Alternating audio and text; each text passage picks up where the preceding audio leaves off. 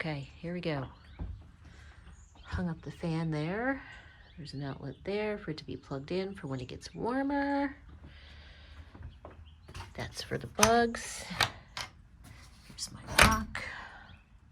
Got some baskets for eggs. I have the hemp down. I'm doing a deep litter method. I'm actually going to add some more. I have some decorations that I'm putting up there.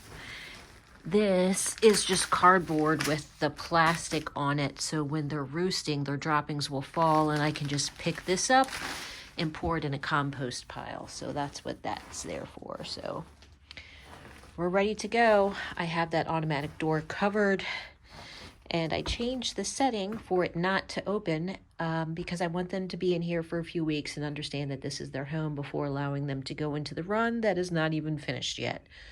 I need to finish predator proofing the run. So for now, this will be their home. I think I might let them out here for the first time, just as a, you know, hey, let's test the waters type deal on Sunday when it is sunny and warmer.